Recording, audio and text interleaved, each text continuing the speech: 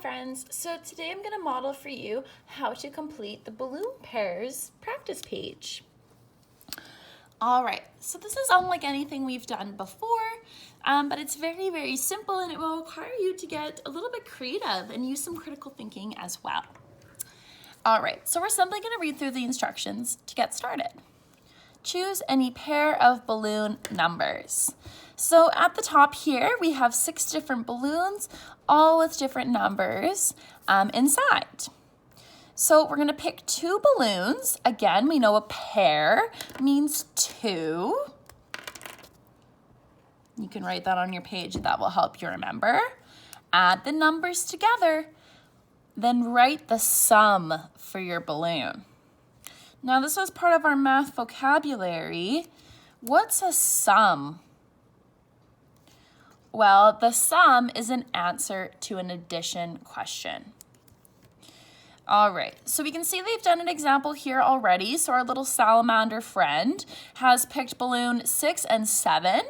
He's added the 2 numbers together and he's found the sum, which in this case happens to be 13.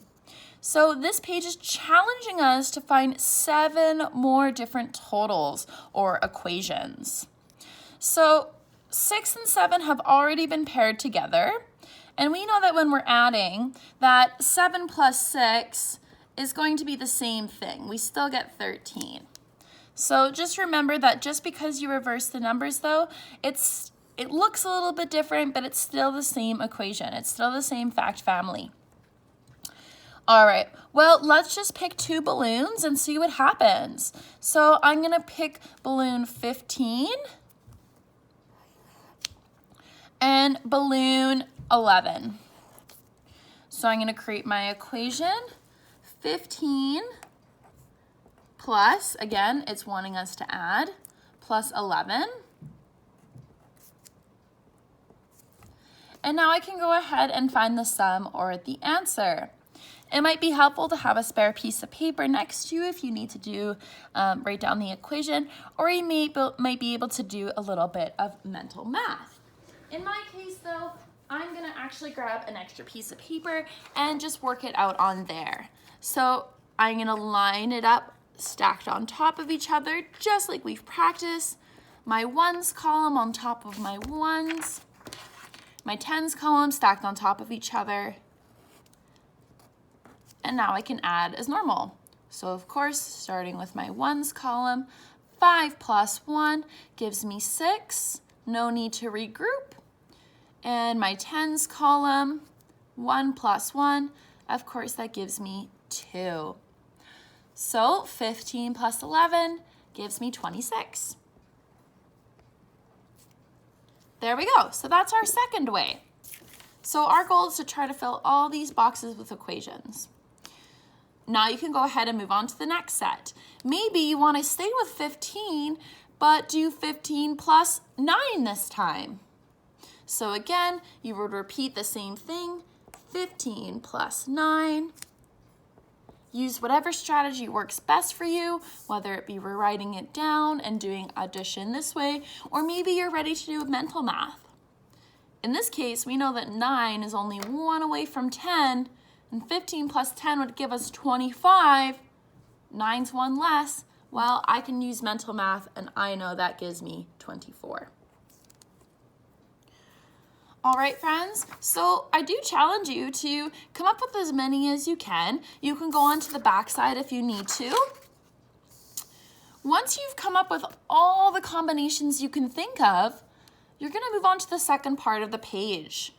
It says, now write your sums. So again, our sum is our answers in the correct place in the table. Can you find at least 3 examples for each column? So on this side, we are recording all of our equations that had an answer that was less than 20. So this little symbol here means less than 20. We're going to record our answers here that land between 20 and 22. And then on this side, we're going to record any of our answers that are more than 22. So let's go to our 15 plus 11 example. We got 26.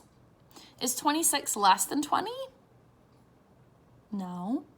Is 26 between 20 and 22? No. Is 26 bigger than 22? It sure is. So I'm going to record 15 plus 11 equals 26 on this side of the column. And then you'll follow along the same. 15 plus 9 gives me 24. 24 is bigger than 22, so I will also record it in this column.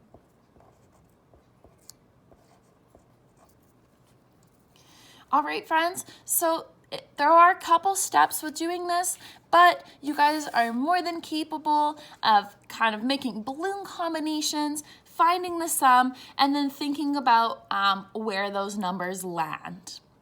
I hope you enjoy this activity, and I will see you soon.